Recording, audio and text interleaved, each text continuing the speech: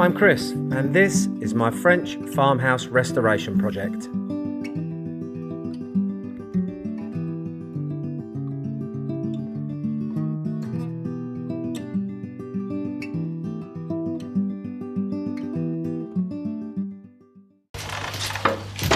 Good day, one and all.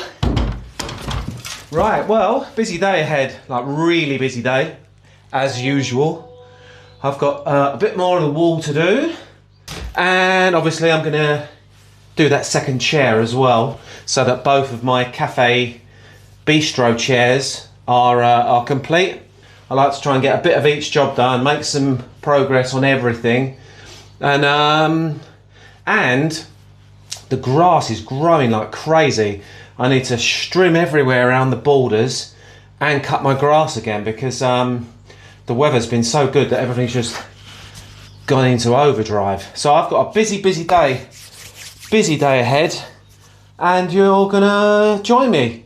And of course there'll be the obligatory cooking segment because as everyone knows by now, lunch is life. So what we've got here, looking at it, is lots and lots of small but tiny bits, and it's just impossible to point round them. You know, they're only like the size of my finger, some of these. So that whole section there will have to be rendered over, and then we'll just bring out the high spots on that, and the same there really. It'll look like that, which is jolly nice as well. But let's get on with it. Hope you had a lovely weekend. Mine was really nice. I went for a nice bike ride to the lakes, and I just generally had a nice chill weekend.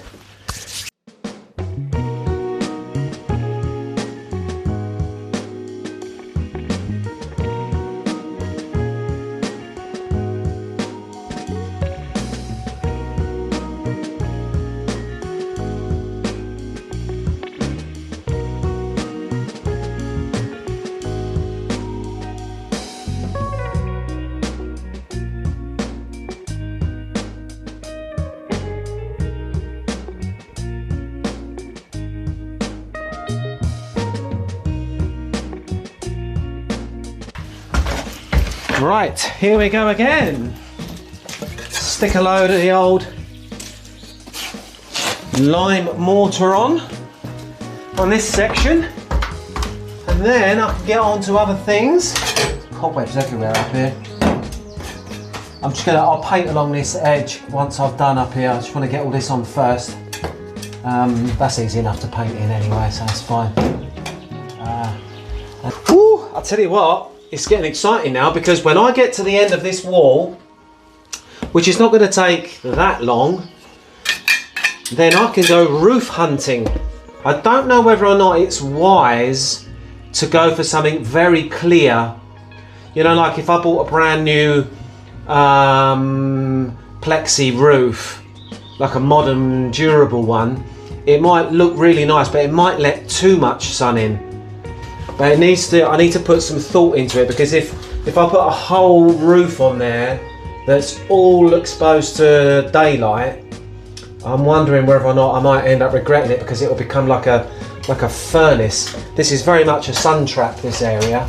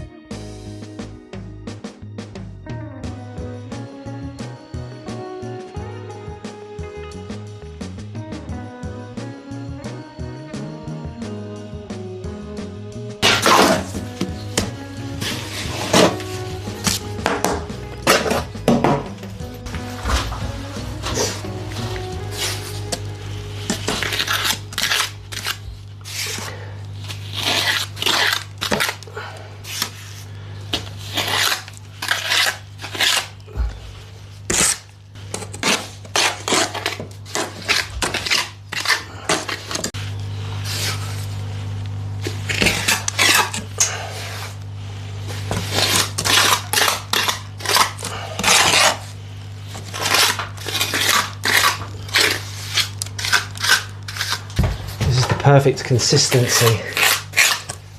You want it just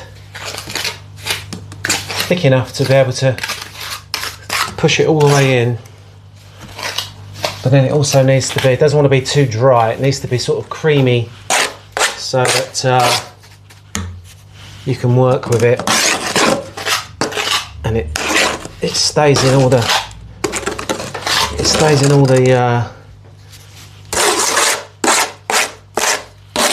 cracks, but it's easy enough to brush afterwards. Right, well, I'm just going to make myself some steak with a flatbread and some salad, and I know that everybody wanted to know how I make my bread, and I'm going to leave a description of how to do that, and it is very easy, and you get proper French bread, nice and fluffy with a crust on it. It is super easy to make. So what I do to make flatbreads super quickly, got Greek yogurt, flour, but they've added a raising agent in it, so it's self-raising flour. Voila, that and that are the basics straight away. And the only other ingredient is olive oil. It's as simple as that.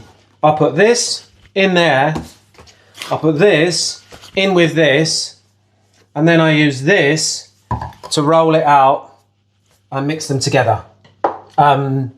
Basically to make the dough. So I'll show you. So here we go again with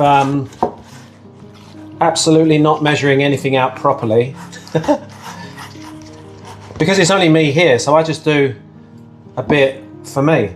So I'm putting 2 big spoonfuls of Greek yogurt into my bowl, and then I'm going to lick the spoon because it's delicious. Let's do it.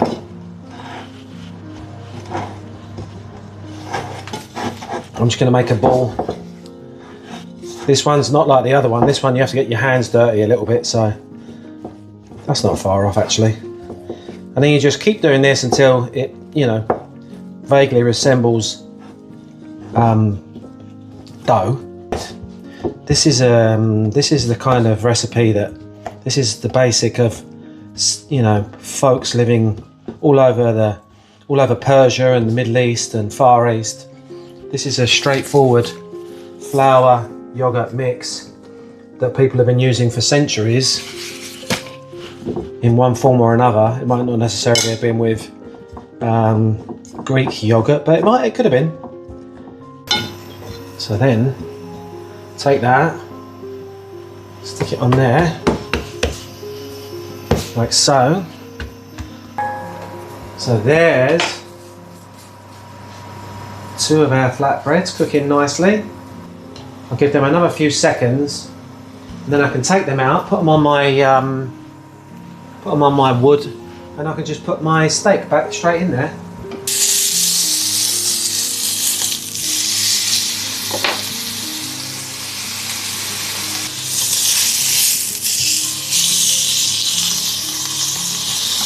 Get that garlic underneath there. That's going to taste superb. And a little bit of olive oil.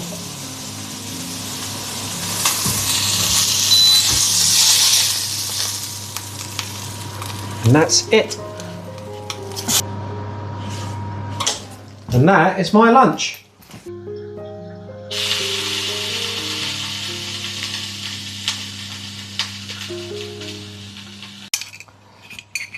Bon appetit.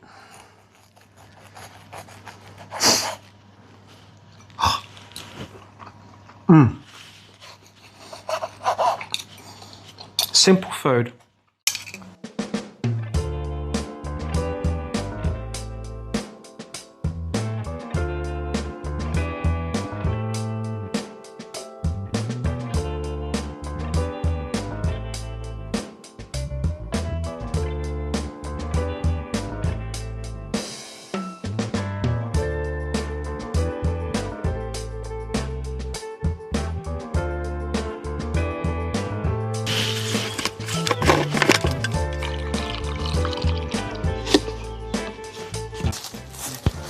Right, let's start this little beauty up and do a bit of strimming.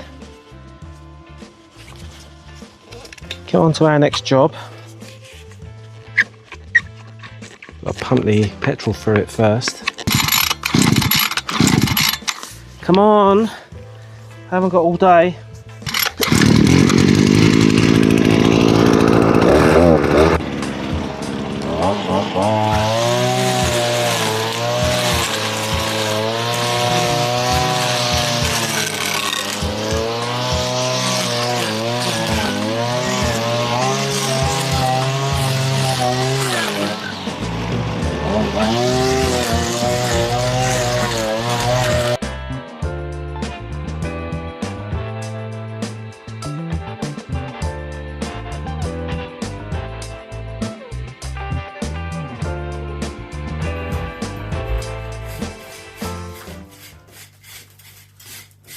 Another big piece of wall done.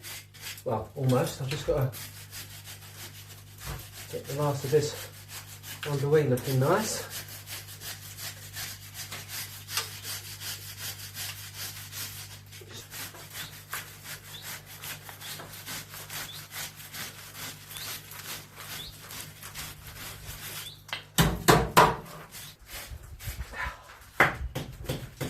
I hate it when my brush gets clogged up. Nobody likes a clogged up brush. So this area here had all the tiny little stones, loads of them. So I'm just slowly taking the surface back bit by bit to reveal them so that they look like they've just appeared out of weathered render over the years. That's my first brush.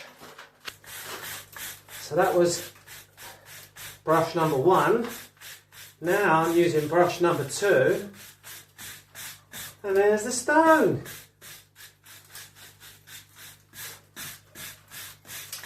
I just keep going with that. The trick is finding the right balance of stone showing. In this case it was built with sharp edges, so there's not all big flat bits showing.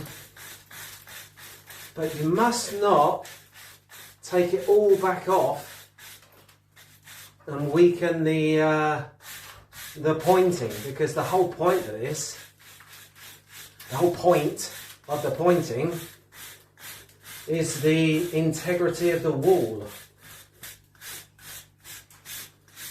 This is lime with pierre apparent. So this is, the name for this style is in French. We'll call it French word of the day. A stone is a pierre, and apparent means it's showing. So this style is called pierre apparent. Stone is showing. There we go. Right, I'm just going to do this last bit at the top here. Get all the brush lines out of it and level it up. Get some more stone showing. Get a little bit out of there, I think. That looks quite nice.